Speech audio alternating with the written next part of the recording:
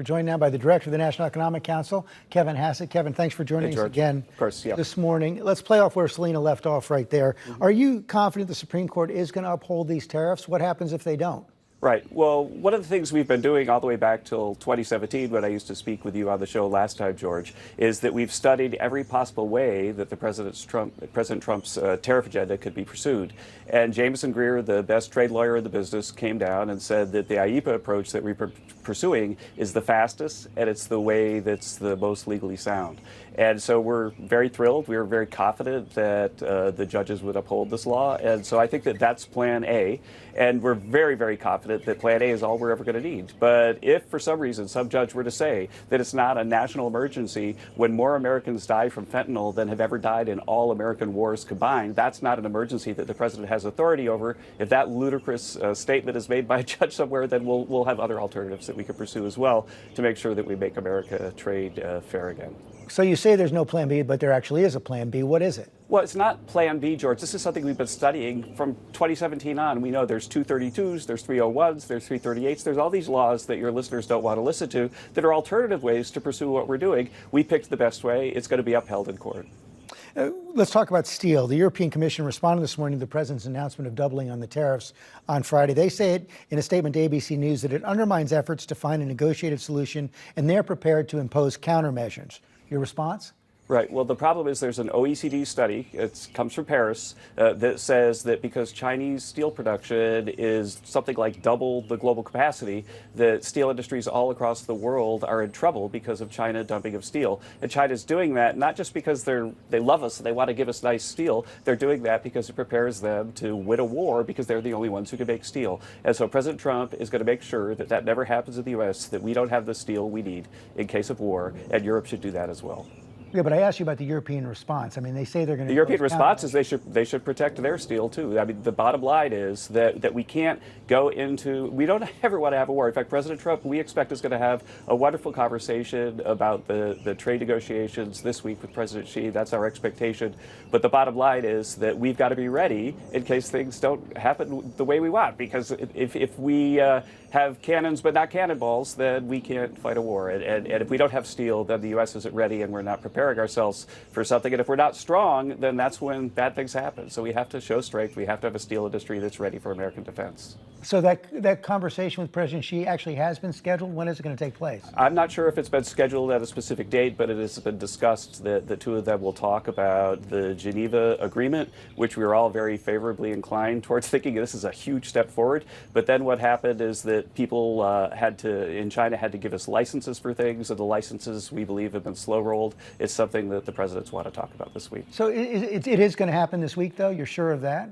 I'm not sure, George, because you never know in international relations, but my expectation is that both sides have expressed a willingness to talk. And I'd like to also add that people are talking every day. So USTR Jameson Greer, his team, and President Xi's team in China, they're talking every day, trying to move the ball forward on this matter. We showed at the top of this piece you talking about how you believe we're on the brink of getting many of these trade negotiations secure. Where are we exactly? When will we see an actual agreement? Will we see any this week? I expected that we were going to probably see one perhaps as early as last week. And I think that one of the things that's happened is that the trade team has been focused 100% like a laser beam on the China matter to make sure that there are no supply disruptions because these licenses are coming a little slower than we would like. And so we've been focused like a laser beam on that last week. And the presidents, we expect, will discuss the matter this week. Once that thing's resolved, then we're going to take deals into the Oval that Jameson Greer and Howard Lutnick have negotiated. Let's talk about the budget bill that the president's trying to push through. It's gone through the House. It's now in the Senate, facing several challenges there. We're also a lot of questions about the overall impact of that bill on the deficit and whether or not that's going to create uncertainty in the bond market. Jamie Dimon says, yeah, on the one hand, it could provide growth, but we could see a crack in the bond market, and that's going to be serious. Your response? Right. My response is that under the Congressional Budget Office analysis, that they say that there'll only be 1.8% growth over the next 10 years, and then they project deficits. If instead you get 3% growth over the next 10 years, then you don't. And so the answer is, what do you think growth will be? And do you think the odds of higher growth are higher if we pass this big, beautiful bill that has all this supply side stuff in it?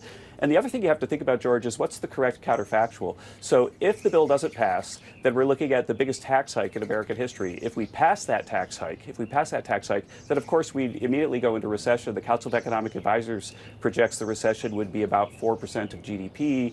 Usually when you have a recession like that, then it increases the deficit by 6% of GDP. So the idea that it's worse for the deficit to do something that pays for itself if you get 3% growth is just not defensible intellectually, I believe, right now. And I got to say, George, as a final thing, that you'll recall that during the financial crisis when President Obama came in, that for 2 years in a row, he and the Democrats extended the Bush tax cuts because they didn't want to create a recession with a tax hike. So even they recognize that if there was a big tax hike right now, it'd be exactly the wrong time for the U.S. economy and the American worker. Facing numerous challenges to the bill in the Senate right now from both the right and the left, are you confident that the president's deadline is going to be met?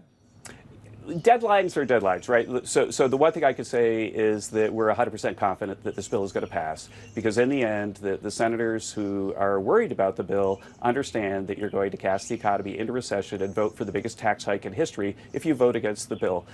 Meanwhile, I'm sure there'll be lots of posturing and negotiating, and people want this thing in the bill and that thing in the bill. And we look forward to the legislative process, bringing the bill to the president's desk by the 4th of July. That's still our expectation. And I don't think that we have much concern at all that the bill's not going to pass. It's a big bill. I think it's over 1,000 pages, and Sure. some of the provisions are being discovered now by a lot of people for the first time, including this, what is being called the revenge tax, Section 899, which imposes a surtax on foreign investors and entities from countries which the U.S. believes has unfair or discriminatory trade practices. Experts are warning that this could be a toxic game changer for foreign investment. What's your response to that? Well, I think it was kind of a toxic game changer when European countries put tens of billions of dollars of fines on our companies and had a digital service tax that went after our companies and so on, even though they don't necessarily have a presence in those countries. And so I think that what we need to do is go back to the traditional standards of international tax law. That's what the bill is trying to do. The bill is also filled with beautiful stuff that I think that everybody listening right now would be more thrilled to hear about than 899. For example, President Trump and the House have negotiated putting $1,000 into a brokerage account for every newborn in America beginning the minute the bill has passed. So that's 3.5 million people this year that'll have $1,000 that will go into an account that they own until they retire, and that every newborn every year for the rest of time is going to have that account. I went back and looked, George, and if the $1,000 in 1962 had been put in when I was born, it'd be worth $600,000 today. And that's what you mean when you say there's a big, beautiful bill. There are these things that people haven't even talked about, like putting money in an account for newborns, that when you read the bill, you find them, and that's why I agree that it's beautiful. So Section 899 is not going to be dropped? Well, you know, the Senate is looking at it right now, but Section 899 is a reasonable response to what other countries have done to our big companies. Kevin Hassett, thanks very much. Thanks, George. Good to see you.